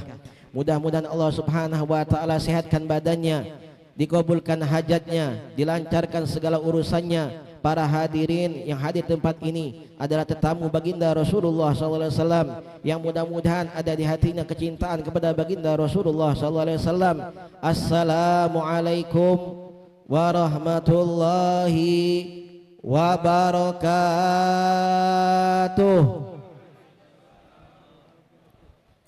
Alhamdulillah tsumma alhamdulillah atas segala karunia dan nikmat dari Allah Subhanahu wa taala. Salawat dan salam tak lupa kita aturkan kepada junjungan kita Nabi besar Muhammad sallallahu alaihi wasallam, kepada keluarga, sahabat dan para pengikutnya ila yaumil qiyamah. Ma'asyarah hadirin rahimani wa rahimakumullah, dari rumah ke rumah, dari majlis ke majlis, dari musalla ke musalla, dari masjid ke masjid, dari pagi, siang, sore, maghrib, malam, kita selalu memperingati Maulidun Nabi Muhammad SAW. Kita selalu membaca biografi dari Nabi Muhammad SAW. Kita mempelajari sejarah daripada baginda Rasulullah SAW. Di tempat ini juga kita tadi membaca burdah yang isinya sama, yaitu tentang siapakah Nabi Muhammad SAW, bagaimana akhlaknya dan sebagaimana budi pekertinya. Ma'asyarah hadirin rahimani wa rahimu, untuk apa tidaklah mereka mengadakan Maulid Nabi Muhammad SAW agar mengenalkan kita kepada baginda Rasulullah SAW. setelah kita kenal dengan baginda Rasulullah SAW, yang diharapkan setelah itu kita mengidolakan dan mencintai baginda Rasulullah SAW. Setelah kita mengidolakan dan mencintai Nabi Muhammad SAW, maka yang diharapkan setelah itu adalah kita berittiba kepada baginda Rasulullah SAW. Kalau kita sudah berittiba kepada baginda Rasulullah SAW, maka Allah Subhanahu wa ta'ala akan memberikan janjinya kepada kita, yuhibbukumullah wa yaghfir lakum dzunubakum. Maka Allah Subhanahu wa ta'ala akan mengampunkan, Allah Subhanahu wa ta'ala akan mencintai kita dan akan mengampunkan dosa-dosa kita. Mudah-mudahan kita termasuk yang hadir di sini, bahkan yang tidak sempat hadir di sini, yang ada kerinduan kepada baginda Rasulullah SAW dalam hatinya, mudah-mudahan mendapatkan kecintaan Allah dan diampunkan dosanya dari Allah Subhanahu wa ta'ala. Amin, amin, amin ya rabbal alamin. Masyarakat hadirin rahimani wa rahimakumullah, kita tahu bahwasanya baginda Rasulullah SAW adalah nabi yang sangat mulia, dan ajaran baginda Rasulullah SAW semuanya bagus, baik perintahnya, baik larangannya, semuanya membawa kita kepada kebaikan dari Allah Subhanahu wa ta'ala. Maka di antara sesuatu yang diajarkan oleh baginda Rasulullah SAW kepada kita agar kita menjadi wong yang bahagia, sukses kaget di akhirat, yaitu adalah kita di dunia ini mencari kawan-kawan yang baik, mencari kawan-kawan yang benar. Kalau kawannya baik, kawannya benar, insya Allah dia termasuk orang yang bahagia kaget di akhirat. Akan tetapi kalau kawannya tidak benar, kawannya tidak baik, maka dikhawatirkan kaget di akhirat dia akan susah. Masyarakat hadirin rahimani wa rahimakumullah, kawan ada dua, ada kawan baik, ada kawan buruk. Maka baginda Rasulullah SAW mengumpamakan permisalan daripada kawan yang baik dan kawan yang buruk. Kawan yang baik itu ada seperti kawan seperti penjual minyak wangi. Lemak kalau kita dekat-dekat penjual minyak wangi. Kenapa? Maka dia kalau kita dekat sama dia, kita dinjuknya. Alhamdulillah tadi pada Habib Ja'far ini, alhamdulillah berkat duduk dekat dengan beliau, tahu dapat minyak wangi. Alhamdulillah, tidak perlu beli. Tapi kalau misalnya tidak ngenjuk juga sudah, tidak dapat sudah, kita baca beli. Kalau misalnya tidak baca beli juga, paling tidak ketika kita duduk dengan penjual minyak wangi, setidak-tidaknya bau harum yang kita dapatkan itu sudah nikmat yang luar biasa. Akan tetapi kalau kita duduk dengan wangi tidak baik, duduk dengan wangi tidak benar, maka permisalnya seperti kita berkawan dengan pembuat kayu, pembawa besi, pandai besi. Kalau kita berkawan dengan pandai besi, ngapa? Kalau kita jangan dekat-dekat sama dia, ngapa? Kaget baju kita terbakar, tebok kita. Apalagi kalau bajunya bagus, tebok sayang. Apalagi juga kalau tidak kena baju kita, kena kulit kita, sakit. Kalau tidak kena baju kita, tidak kena kulit kita, maka setidaknya kita mendapatkan bau yang tidak bagus ketika kita duduk bersama mereka. Masyarakat hadirin rahimani wa rahimakumullah, kita jengok sahabat-sahabat Rasulullah SAW adalah sahabat-sahabat yang pintar, sahabat-sahabat yang cerdas. Mereka dulu tidak kenal dengan Allah Subhanahu wa ta'ala. Dulu mereka bahkan dulu memusuhi Allah dan Rasulnya. Bahkan apa yang terjadi setelah mereka kenal dengan Allah, setelah dia masuk dalam agama Islam, dia mengenali bahwasanya Rasulullah SAW adalah orang yang terbaik, adalah sosok orang yang soleh, maka dia kumpul bersama Rasulullah, berkawan dengan Rasulullah, melazimi Rasulullah, belajar sama Rasulullah SAW. Maka berubah keadaan yang tadinya era tersebut dikatakan era jahiliyah, masa-masa kebodohan, berubah menjadi masa yang khairul qurun qarni. Kata baginda Rasulullah SAW,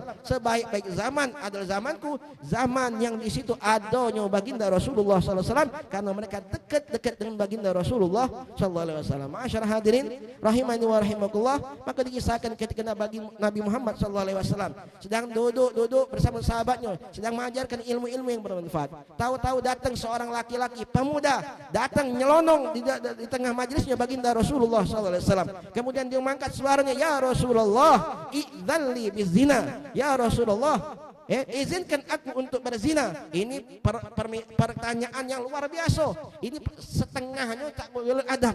Tapi mungkin kita wajari. Kenapa? Karena pemuda ini mungkin hidupnya di lingkungan yang kurang benar.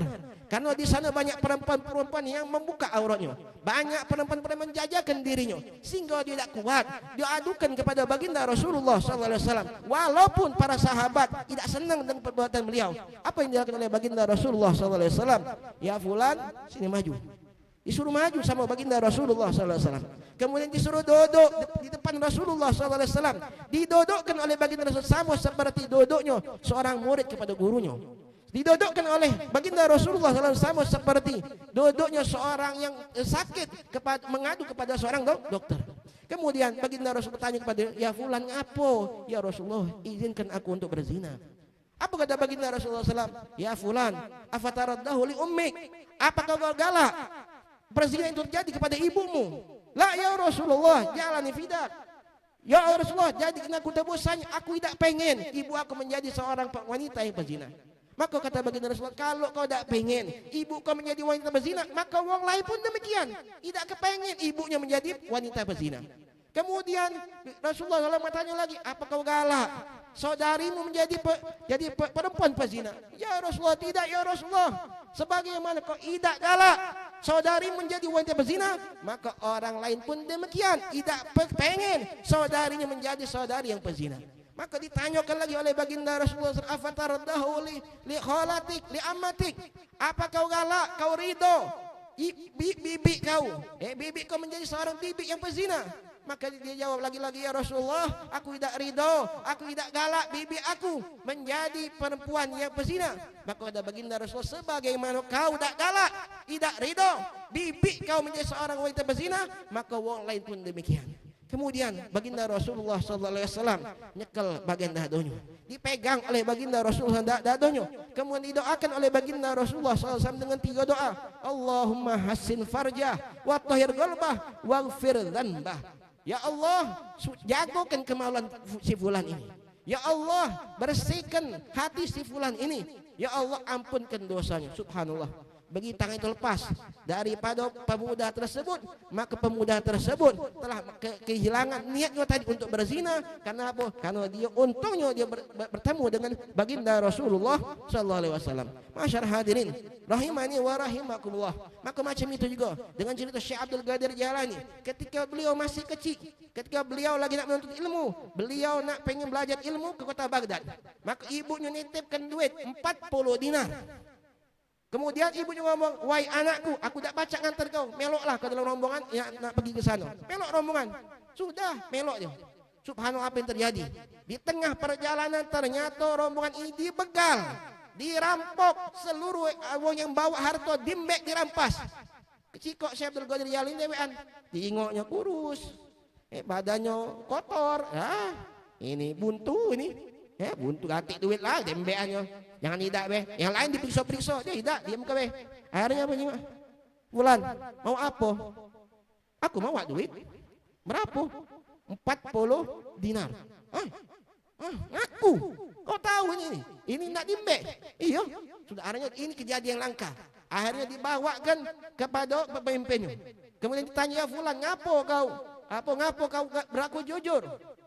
Ketika ditanyakan, maka dia menjawab, aku telah berjanji kepada ibu aku tidak galak berbohong sama siapapun. Aku sudah berjanji kepada ibuku untuk tidak berbohong kepada siapapun, maka aku takut untuk berbohong kepadanya. Masya Allah. Akhirnya pemimpin perampok tersebut mengatakan, kau dengan umur kau yang masih kecil takut untuk melanggar sumpahmu kepada ibumu, makna kami tidak takut kepada Allah Subhanahu wa ta'ala. Akhirnya apa? Mereka bertobat, pemimpin perampok bertobat dan mengajak seluruh anak buah bertobat di tangan orang yang soleh. Siapa? Syekh Abdul Qadir Jailani yang waktu masih kecil. Masyarakat hadirin rahimani wa rahimakumullah, maka ulama mengatakan kita pentingnya untuk selalu duduk bersama orang-orang soleh. Ini di sini tempat kita. Banyak orang-orang yang soleh, banyak ulama, banyak orang yang soleh, hati-hatinya kenal kepada Allah Subhanahu wa ta'ala. Ini tempat, maka perbanyaklah hadir tempat ini. Setidaknya apa kata para ulama? Kalau kita berada duduk dengan orang soleh, setidaknya kita malu untuk melakukan perbuatan dosa. Di sini mungkin nak atik, apa nak berzina, Sini nak mabuk tengah-tengah sini. Tidak kata setidaknya dia malu, pengen tapi dia malu. Nah jadilah tidak tegawi. Kemudian apa? Kalau kita duduk dengan wong yang soleh, paling tidak kita termotivasi untuk berbuat yang baik. Jarang kita salat berjamaah, kawan kita salat jamaah, ajaknya, jamaah. Akhirnya mau tidak mau, pelok akhirnya. Ujung-ujung dia salat jamaah. Tadinya tak kenal majlis taklim, kan kawannya suka majlis taklim, ini masuk majlis taklim. Tadinya tidak pernah hadir di majlis maulid, kawannya soleh, kawannya sering hadir, akhirnya pelok di situ. Subhanallah. Kemudian di antara kata para ulama, faidah daripada wong yang berkawan dengan wong yang soleh adalah ketika dia kaget di hari kiamat, dia termasuk wong yang tidak merugi. Kenapa? Karena di dalam kiamat al-akhillau yawma idzin ba'dhum li ba'din adu illal muttaqin. Kawan-kawan hari itu di hari kiamat, kaget di hari kiamat, masing-masing di antara mereka akan menjadi musuh di antara mereka. Saling nyalakan, saling ngatain, gara-gara kau aku maling, gara-gara kau aku pajak berjudi, gara-gara kau ngajak aku berzina, aku melok berzina. Ya Allah, tuntutlah dia. Kawannya tak terima. Ai, kau juga pernah ngajak aku, tuntut juga. Akhirnya dijebloskan ke dalam api neraka. Ma'asyarah hadirin rahimani wa rahimakumullah. Kemudian setelah itu apa keberuntungan wong yang apa keberuntungan wong yang duduk dengan orang yang soleh? Maka di antara yang disebut para ulama, kita akan mendapat syafaat dari orang yang soleh. Dia ceritakan, di hari kiamat ada dua wong yang meninggal. Dua wong yang meninggal dalam keadaan husnul khatimah. Tapi yang pertama amalnya soleh, amalnya bagus. Tapi yang sikap kurang, banyak maksiatnya. Soleh, meninggal dalam keadaan baik, tapi banyak maksiat. Sering maksiat. Tapi apa? Akhirnya terjadi yang amalnya baik langsung. Nah ini silakan fulan, giring ke surga. Oh senanglah aja, tempatnya surga, berjalan-jalan, kecium aroma surga. Ya Allah, alka lemaknya aroma surga nih, lemaknya sedap. Oh silakan jalan. Sementara kawannya karena banyak maksiat, galak mabok pula, galak main judi pula. Tak tahu zaman dulu ada judi online tak? Kalau ada mungkin itu juga. Galak berjudi, subhanallah. Hanya kau ni, kata malaikat zaman ini kau tempat kau di neraka. Belumlah dimasuk ke sana, dah terajang-terajang oleh malaikat tadi. Akhirnya apa? Dengan lagi dia berpikir, ya Allah, aku masuk neraka. Siapa lah yang pacak nyelamatkan aku? Akhirnya dia terpikir, oh fulan, kawan aku yang soleh. Kawan aku ya dipanggil, ya fulan, wahai habibi, wahai sahibi, tolong aku, isfa' fiya. Ya fulan, tolong aku. Dia minta tolong sama kawannya yang sebentar lagi akan dimasukkan ke dalam surga. Maka kawan tadi tahu, nah ini kawan aku nih. Aku kenal dengan suaranya nih. Ini pernah hadir di majelis taklim sama aku. Ini pernah hadir di majelis maulid sama aku. Pernah hadir ketika masuk ketika salat berjamaah kepada aku. Bareng-bareng hadap Allah Subhanahu wa taala. Aku kenal dia. Maka dia minta sama malaikat, tak jadi aku masuk surga. Ngapa? Syukurilah kau sudah diberikan Allah Subhanahu wa taala keselamatan supaya mendapat surga. Tak galak malaikat. Di surga lemak, ada bidadari, ada makanan. Tak, aku tak galak surga, tak galak bidadari, tak galak makanannya. Apa yang pengen? Kawan aku di dunia, aku tahu apa telah mendengar suaranya, dia akan dimasukkan neraka. Bebaskan dia. Kalau tak baca sudah. Kalau macam itu, bawa aku, tarik aku ke dalam neraka supaya kami sama-sama masuk ke dalam neraka. Subhanallah. Malaikat bingung. Ini mau penduduk surga. Nak dibawakan neraka mak mana? Ngadu sama Allah Subhanahu wa taala. Apa kata Allah? Ya fulan, ya malaikat aku tahu. Ini wong ini dia kenal sama si kawannya tadi. Sedengat kawalnya, dia cuma kawal dia tahu dengan kawannya sedengat. Tapi dia tidak rela kawan itu masuk ke dalam surga. Tidak rela kawannya masuk dalam neraka. Maka aku kata Allah Subhanahu wa taala, aku kenal dengan dia. Dia telah menjadikan aku Tuhannya dari dia hidup sampai dia meninggal. Dia kenal dengan aku.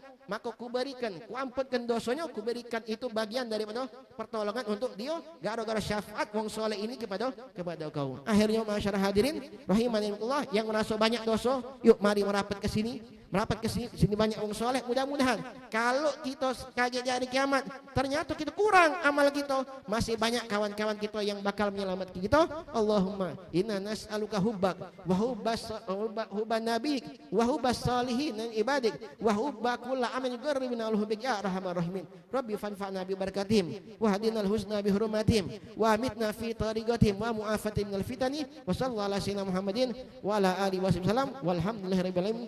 Hadza ma qultu lakum wa lafu minkum. Wassalamu alaikum warahmatullahi wabarakatuh. يا أرحم الراحمين يا أرحم الراحمين يا أرحم الراحمين فرج على المسلمين يا أرحم الراحمين يا أرحم الراحمين يا أرحم الراحمين فرج على المسلمين يا ربنا يا كريم يا ربنا يا رحيم أنت الجواد الحليم وأنت نعم المعين وليس نرجو سواك فادرك إلهي دراك قبل الفناء والهلاك يا أم دنيا ودين يا أرحم الراحمين يا أرحم الراحمين يا أرحم الراحمين فرج على المسلمين وما لنا ربنا سواك يا حسبنا يا ذا العلا والغنى ويا قوي يا متين نسألك وليجيب العدنا كي نستقيم على هداك القويم ولا نطيع اللعين يا أرحم الراحمين يا أرحم الراحمين يا أرحم الراحمين فرج على المسلمين يا ربنا يا مجيب أنت السميع القريب ضاق الواسع الرحيم فانظر إلى المؤمنين نظرة تزيل العنا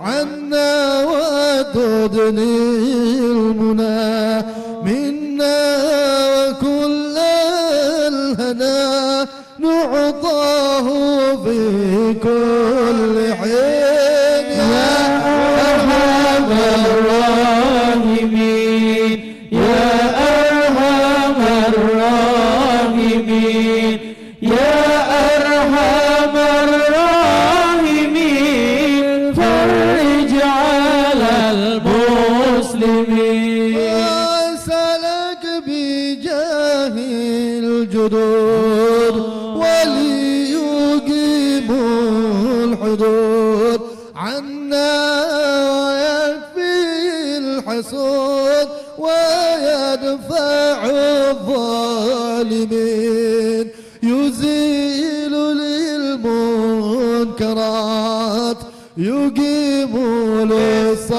للصلوات يأمر بالصالحات محب للصالحين يا أرحم الراحمين يا أرحم الراحمين يا أرحم الراحمين فرج على المسلمين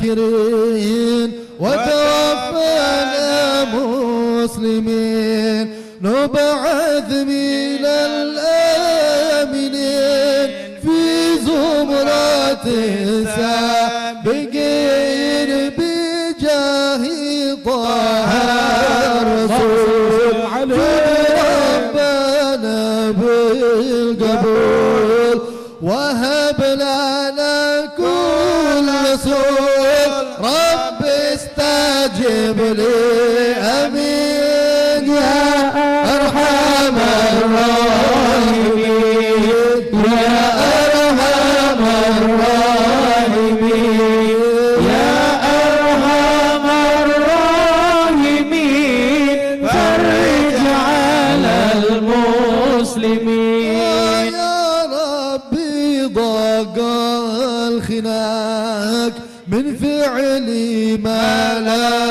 يطاق فمن بفك الغلاك لمن بذنبه رهين واغفر لكل الذنوب واستر لكل العيوب واكشف لكل الكروب وكفي أذى المؤذين يا أرحم الراحمين يا أرحم الراحمين يا أرحم الراحمين فرج على المسلمين واختم بأحسن ختام الانصراف وعان حين الحمام وزاد رشح الجبين ثم الصلاة والسلام على شفيع الأنام والآل نعم الكرام والصحب والتابعين يا أرحم الراحمين يا أرحم الراحمين يا أرحم الراحمين فرج على المسلمين.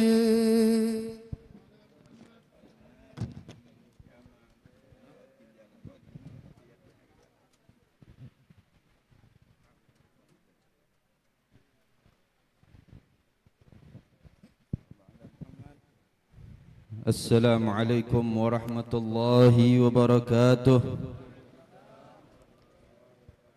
الحمد لله رب العالمين وبه نستعين على أمور الدنيا والدين والصلاة والسلام على أشرف الأنبياء والمرسلين سيدنا مولانا محمد خاتم النبيين وعلى آله وصحبه أجمعين. اللهم صل وسلم على سيدنا مولانا محمد مفتاح باب رحمة الله عدد ما في علم الله صلاة وسلاما دائمين بدوام ملك الله وعلى آله وصحبه وبارك وسلم. أما بعد. قال الله تعالى في كتابه العزيز لقد كان لكم في رسول الله أسوة حسنة وقال تعالى وإنك لعلى خلق عظيم. وقال نبينا محمد صلى الله عليه وسلم innama bu'ithtu liutammima makarimal akhlaq.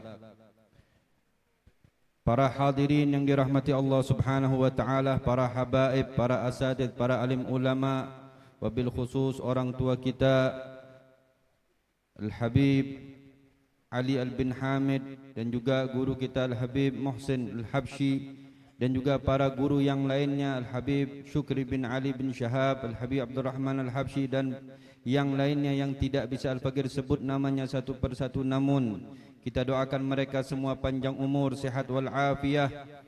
Dan juga hadirin yang hadir dalam acara malam ini, mudah-mudahan dosa kita diampunkan oleh Allah Subhanahu wa taala, hajat kita dikabulkan oleh Allah Subhanahu wa taala, dan rezeki kita dimudahkan oleh Allah Subhanahu wa taala sehingga mendapat rezeki yang berkah, yang halal, yang banyak, yang manfaat.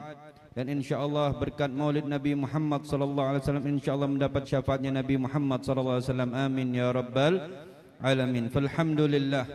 Hadirin yang dirahmati Allah Subhanahu wa taala, kita bersyukur pada Allah Subhanahu wa taala yang senantiasa memberi kita nikmat yang sangat banyak. Nikmat yang mulia, nikmat yang agung, nikmat yang besar. Di antara nikmat yang besar adalah nikmatul Islam, nikmatul iman, nikmat dijadikannya umatnya Nabi Muhammad sallallahu alaihi wasallam.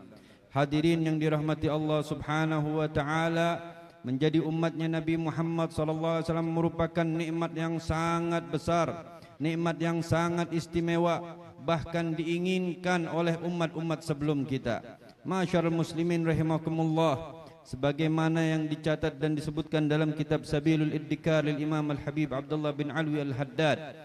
Dalam kitab tersebut nyatakan, qala al-Imam Wahab bin Munabbih, tatkala Nabi Allah Musa alaihissalam membaca tulisan di Lauhil Mahfuz tentang keutamaan kemuliaan umatnya Nabi Muhammad sallallahu alaihi wasallam, disebutkan dalam kitab tersebut Nabi Allah Musa alaihissalam membaca tulisan di Lauhil Mahfuz yang tertulis umat yang apabila melakukan salat 5 waktu diampunin dosanya oleh Allah Subhanahu wa taala. Nabi Allah Musa tanya kepada Allah, ya Rabb, umat siapa mereka? Kata Nabi Musa, ya Rabb, jadikanlah ini untuk umatku. Kata Allah Subhanahu wa taala, tidak wahai Musa, hum ummatu Ahmad. Mereka khusus untuk umatnya Nabi Muhammad sallallahu alaihi wasallam. Dibaca lagi umat yang setahun sekali melakukan ibadah puasa. Setelah melakukan ibadah puasa diampunin dosanya oleh Allah Subhanahu wa taala. Umat siapa ya Rabb, jadikanlah ini untuk umatku. Kata Allah SWT, tidak wahai Musa, ini khusus umatnya Nabi Muhammad SAW. Umat yang apabila melakukan satu amal baik, kemudian dilipat gandakan pahalanya 10 bahkan sampai 70. Umat siapa mereka ya Rabb, jadikanlah ini untuk umatku. Kata Allah SWT, tidak wahai Musa, ini khusus untuk umatnya Nabi Muhammad SAW. Dan masih banyak keutamaan kemuliaan untuk umatnya Nabi Muhammad SAW, sampai pada akhirnya Nabi Allah Musa menyatakan, ya Rabb, kalau ini semua untuk umatnya Nabi Muhammad, maka jadikanlah aku umatnya Nabi Muhammad.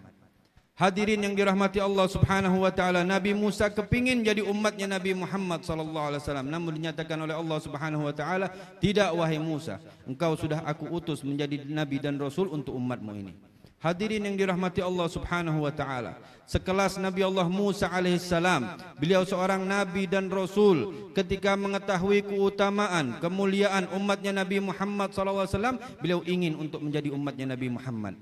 Tapi kita yang tidak kita minta, kita usahakan, kita upayakan, tapi Allah jadikan kita lahir jadi umatnya Nabi Muhammad SAW. Ini adalah nikmat yang paling besar. Hadirin yang dirahmati Allah Subhanahu wa taala, alhamdulillah kita berkumpul di malam ini, malam yang sangat istimewa, malam yang penuh barakah. Dari hari demi hari, dari awal bulan Rabiul Awal kita membaca maulid sampai malam ini pun juga sampai seterusnya insyaallah, dengan mengekspresikan diri kita tentang gembiranya kita, cintanya kita kepada maulidnya Nabi Muhammad sallallahu alaihi wasallam. Malam yang penuh berkah ketika kita berkumpul mengingat Nabi Muhammad sallallahu alaihi wasallam. Hadirin yang dirahmati Allah Subhanahu wa taala, kalau kita melihat sejarah bagaimana kelahiran Nabi yang sangat mulia, Nabi yang sangat agung ini, Nabi kita Muhammad SAW, kelahirannya beliau memang beda dari yang lainnya. Beliau lahir dalam keadaan yang istimewa. Bahkan sebelum beliau lahir banyak kejadian-kejadian yang sangat mulia, kejadian yang benar-benar hebat.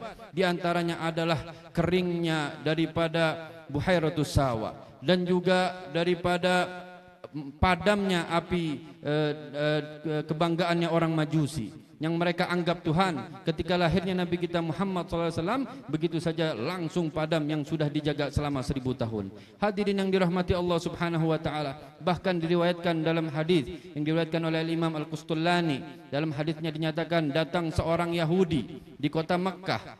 Yahudi ini selalu mencari dan menunggu tentang tanda-tanda Nabi akhir zaman. Beliau sangat mengerti, sangat tahu tentang tanda-tanda Nabi akhir zaman. Pada malam tersebut dilihat dengan bintangnya ataupun petunjuk-petunjuk lainnya tentang lahir Nabi akhir zaman. Namun keesokan harinya beliau ini datang ke kota Makkah. menghampiri orang-orang yang duduk di kota Mekah di dekat Ka'bah. Ada beberapa halaqah, perkumpulan-perkumpulan. Ditanya sama orang Yahudi ini, afikum yuladul barihah, apakah ada di antara kalian yang lahir semalam? Mereka menjawab tidak. Lalu orang Yahudi ini pergi ke halaqah yang setelahnya. Ditanya lagi, afikum yuladul barihah, apakah ada di antara kalian yang lahir semalam? Dijawab mereka tidak, sampai terus beberapa halaqah. Namun di akhirnya beliau nanya lagi, afikum yuladul barihah, apakah ada yang lahir di antara kalian? Orang tersebut menjawab tidak, tapi semalam daripada keluarga Abdul Muttalib, kakek baginda Nabi Muhammad SAW, baru mendapat anak. Hadirin yang dirahmati Allah Subhanahu wa taala, Yahudi ini datang menghampiri Abdul Muttalib, kemudian meminta izin untuk melihat bayi tersebut.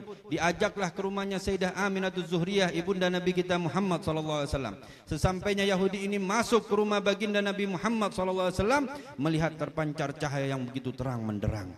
Cahayanya bayi Nabi kita Muhammad sallallahu alaihi wasallam. Masuklah Yahudi ini melihat bayi tersebut, namun meminta izin kepada Sayyidah Aminatul Zuhriyah untuk melihat bayi tersebut dan ingin dibuka bagian belakangnya, di belakang pundaknya tersebut ingin melihat tanda kenabian akhir zaman. Hadirin yang dirahmati Allah Subhanahu wa taala, setelah diizinkan dan dibuka dilihat, disitulah ada tanda khatamun nubuwah baginda Nabi kita Muhammad SAW, ughsyiya alaih. Orang Yahudi ini jatuh pingsan, namun setelah disadarkan bangun, lalu orang Yahudi ini keluar lalu berteriak di hadapan kota Mekah, di hadapan Ka'bah, nyatakan, ya ma'syarul Arab, ya ma'syarul Quraisy, wahai orang-orang Arab, wahai orang-orang Quraisy, telah lahir di antara kalian nabi akhir zaman yang insyaallah dakwahnya mencapai maghrib ke maghrib. Hadirin yang dirahmati Allah Subhanahu wa taala, mereka mengetahui tentang Nabi kita Muhammad sallallahu alaihi wasallam. Inilah keistimewaan Nabi kita Muhammad sallallahu alaihi wasallam. Ketika beliau lahir sangat istimewa. Beliau lahir dalam keadaan yang mulia.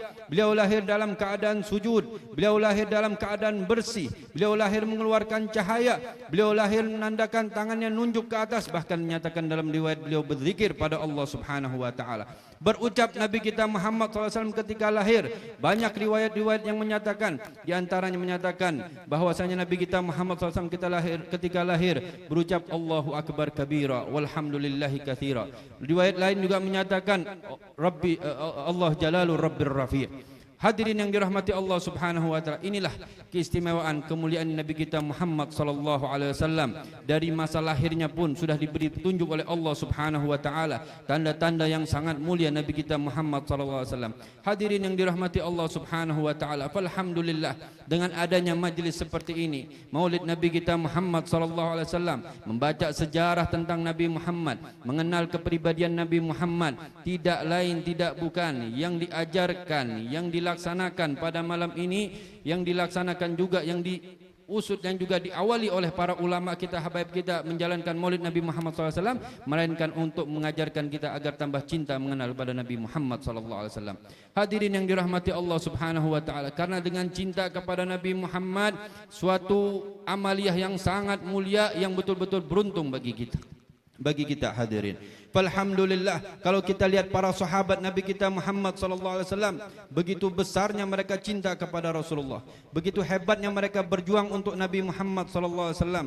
Dalam riwayat dinyatakan sahabat Nabi kita Muhammad SAW yang bernama Zaid bin Dathinnah, ketika beliau diutus oleh Nabi kita Muhammad SAW menjalankan tugas perintah Nabi Muhammad SAW, singkat cerita beliau ditangkap oleh kufar Quraisy, bahkan disandra, disiksa dan lain sebagainya, namun beliau akan dihukum mati. Tapi sebelum beliau mati, beliau diajak bicara oleh Abu Sufyan, menyatakan, apakah kamu ridho dengan posisimu ini yang bakal divonis dibunuh? Engkau akan aku kembalikan keluargamu dan posisimu ini diganti dengan Nabi Muhammad SAW. Kita lihat jawaban Zaid bin Dathinnah ketika benar-benar penuh dengan cinta kepada Nabi Muhammad SAW. Beliau menyatakan, andai kata aku di posisiku bersama keluargaku dengan nikmat yang begitu istimewa, tapi aku tahu bahwasanya Nabi Muhammad SAW andai kata berjalan tertusuk satu duri aja, aku tidak akan ridho. Bagaimana dengan posisi yang seperti ini? Hadirin yang dirahmati Allah Subhanahu wa taala, begitu hebat cintanya para sahabat Nabi kita Muhammad SAW. Bahkan setelah itu dinyatakan oleh Abu Sufyan, ma ra'aitu ahadan yuhibbu ahadan kama habbati ashabi Muhammadin Muhammada. Aku tidak pernah melihat seseorang mencintai seseorang seperti cintanya para sahabat Nabi kepada Nabi Muhammad sallallahu alaihi wasallam. Hadirin yang dirahmati Allah Subhanahu wa taala, fal mahabbah li Rasulillah sallallahu alaihi wasallam, cinta kepada Nabi Muhammad sallallahu alaihi wasallam adalah anugerah yang paling besar. Tentu kemuliaan keutamaan bagi orang yang memiliki cinta tersebut adalah mendapat kemuliaan bisa bersanding dengan Nabi Muhammad sallallahu alaihi wasallam, sebagaimana yang diriwayatkan dalam hadis dalam kitab Riyadhus Shalihin yang diriwayatkan oleh al-Imam daripada sahabat Nabi kita Muhammad SAW Al-Aghar bin Yasar. Dan singkat ceritanya, datanglah seorang badui menghampiri Nabi kita Muhammad SAW. Beliau menyatakan, "Ya Rasulullah, al-mar'u yuhibbul qaum wa lamma yalhaq bihim." Wahai Rasulullah, apabila seseorang cinta kepada suatu kaum, apakah ia akan bersamanya? Dijawab oleh Nabi kita Muhammad SAW, "Al-mar'u ma'aman ahab yaumal qiyamah." Seseorang akan bersama yang ia cintai di hari kiamat. Hadirin yang dirahmati Allah Subhanahu wa taala, Sayyidina Anas bin Malik, sahabat Nabi kita Muhammad sallallahu alaihi wasallam, beliau menyatakan ketika mendengar hadis al-mar'u ma'aman ahab yaumal qiyamah, kata beliau, wallah, demi Allah, aku sangat gembira. Aku sangat senang mendengar hadis Nabi Muhammad sallallahu alaihi wasallam yang ini. Aku banyak mengambil hadis Nabi Muhammad sallallahu alaihi wasallam, mendapat ilmu-ilmu hadis dari Rasulullah sallallahu alaihi wasallam, dan banyak yang diriwayatkan Sayyidina Anas bin Malik radhiyallahu anhu. Semua beliau dapat, tapi kata beliau, aku mendapatkan dengan senang gembira, tapi ketika dengar hadis ini sangat gembira dan sangat senang. Kenapa wahai Sayyidina Anas bin Malik? Karena beliau mengharapkan, aku pingin sekali di dunia dekat dengan Rasulullah, di akhirat pun juga bersama Nabi Muhammad sallallahu alaihi wasallam. Hadirin yang dirahmati Allah Subhanahu wa taala, Sayyidina Anas bin Malik, sahabat Nabi kita Muhammad sallallahu alaihi wasallam, khadimur Rasul. Beliau yang khidmah dengan Rasulullah sallallahu alaihi wasallam 10 tahun bersama Nabi Muhammad sallallahu alaihi wasallam. Beliau ikut semua peperangan bareng Nabi Muhammad. Beliau yang selalu membawa siwaknya Rasulullah. Beliau yang selalu membawa sendalnya Nabi Muhammad sallallahu alaihi wasallam. Beliau selalu menyiapkan tempat wuduknya Nabi Muhammad sallallahu alaihi wasallam. Begitu dekat dengan Rasulullah sallallahu alaihi wasallam, tapi beliau tetap merasa takut. Bagaimana bisa bersanding di akhirat kelak dengan Nabi Muhammad SAW. Rasulullah, Nabi kita Muhammad SAW sudah pasti masuk surga dan berada di Firdausil A'la. Tapi aku, kata Sayyidina Anas bin Malik, belum tentu masuk surga. Andaikan aku masuk surga, posisinya belum tentu sama dengan Nabi Muhammad SAW. Karena yang beliau lihat beda, sangat jauh amalku dengan amalnya Nabi Muhammad SAW. Rasulullah kalau sudah beramal enggak tanggung-tanggung. Ibadahnya beliau, solatnya beliau, sedekahnya beliau, khusyuknya beliau, dan masih banyak amal yang diamalkan oleh Nabi kita Muhammad SAW. Solatnya Rasulullah SAW di tengah malam sampai kakinya bengkak. 1 rakaat bisa sampai 7-8 juz. Ini yang dilakukan oleh Nabi kita Muhammad SAW.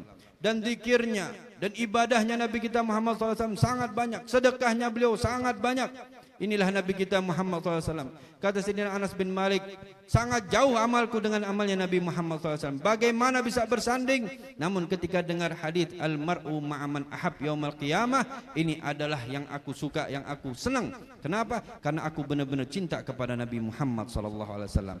Hadirin yang dirahmati Allah Subhanahu wa taala, kata para ulama dalam makna hadis tersebut, andai kata ada seorang hamba yang amalnya hanya yang wajib saja dia lakukan, solat wajib, puasa wajib, dan menjauhi maksiat, tapi hatinya penuh dengan cinta kepada Nabi Muhammad SAW, insya Allah di akhirat berkumpul dengan Nabi Muhammad SAW. Tapi andai kata ada seorang hamba yang amal ibadahnya banyak, solatnya banyak, puasanya banyak, sedekahnya banyak, tapi hatinya kosong, tidak cinta kepada Nabi Muhammad, ditakutkan mati dalam keadaan su'ul khatimah wal iyadu billah.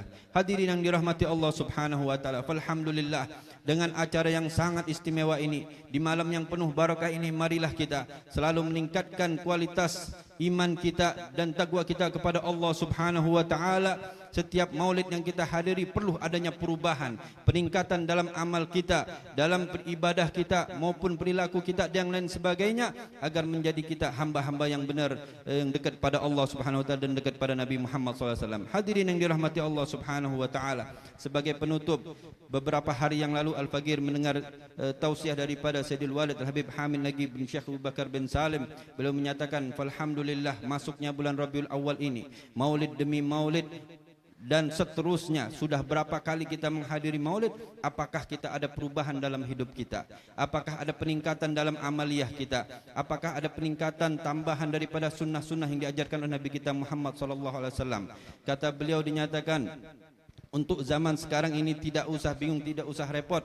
Ingin tahu diri kita ini orang baik atau orang buruk, bisa lihat dengan apa yang kebiasaan kita lihat daripada handphone kita.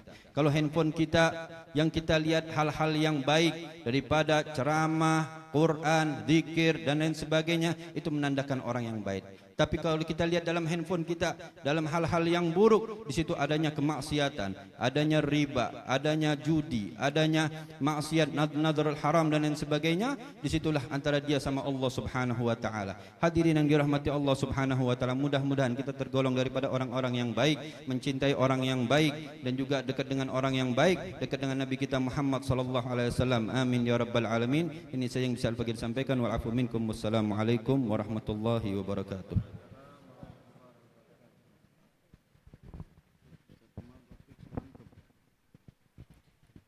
بسم الله الرحمن الرحيم. بسم الله والحمد لله ولا اله الا الله واستغفر الله وصلى الله على رسول الله. الفاتحه بنية الشفاء والصحه واللطف والعافيه للشريفه رمله بنت حامد بن شيخ ابو بكر بن سالم، وللسيد مصطفى بن احمد هنمان، ولأخينا السيد حسن بن احمد توفيق بن شهاب، وللسيد حسن بن علي بحسين، ولأخينا الأستاذ الحبيب داعي إلى الله عمر رفيق بن علي بن حامد، مدين حبيبنا علي بن عبد الله بن حامد، ولمن أوصانا بالشفاء اشفهم شفاء عاجلا شفاء لا يغادر بعد سقما ولا ألما، على هذه النية وكنية صالحة، وإلى حضرة النبي محمد صلى الله عليه وآله وسلم بسر الفاتحة. أعوذ بالله من الشيطان الرجيم. بسم الله الرحمن الرحيم. الحمد لله رب العالمين الرحمن الرحيم مالك يوم الدين. إياك نعبد وإياك نستعين اهدنا الصراط المستقيم صراط الذين أنعمت عليهم غير المغضوب عليهم ولا الضالين آمين. بسم الله الرحمن الرحيم. بسم الله والحمد لله ولا إله إلا الله واستغفر الله وصلى الله على رسول الله. اللهم صل على سيدنا محمد طب القلوب ودوائها وعافية الأبدان وشفائها ونور الأبصار وضيائها وروح الأرواح وحياتها وبهجة النفوس وصفائها وعلى آله وصحبه وسلم في كل نبحة ونفس بعدد كل معلوم له. وصلى الله على سيدنا محمد وعلى آله وصحبه وسلم. الحمد لله رب العالمين.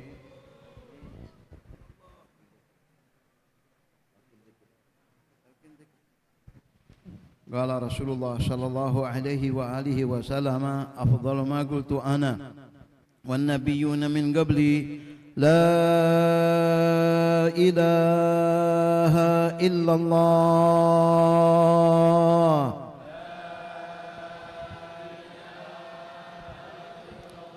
لا إله إلا الله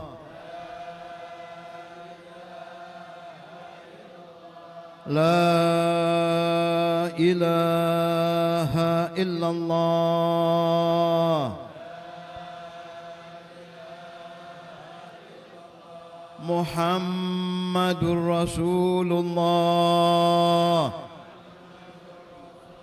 صلى الله عليه وآله وسلم وشرف وكرم ومجد وعظم ورضي الله تعالى عن أهل بيته الطيبين الطاهرين وأصحابه الأكرمين وأزواجه الطاهرات أمهات المؤمنين وعلينا معهم وفيهم برحمتك يا أرحم الراحمين. اللهم اجعل جمعنا هذا جمعا مرحوما وتبرقنا من بعده تبرقا معصوما ولا تجعلنا ومن معنا وحوالينا شقيا مطرودا ومحروما اللهم اجعلنا ممن يستمعون القول فيتبعون أحسنه. وصلى الله على سيدنا محمد وعلى آله وصحبه وسلم. الحمد لله رب العالمين بسر الفاتحة.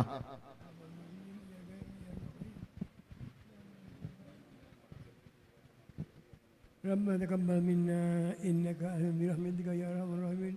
وصلى الله تعالى على محمد والحمد لله رب العالمين.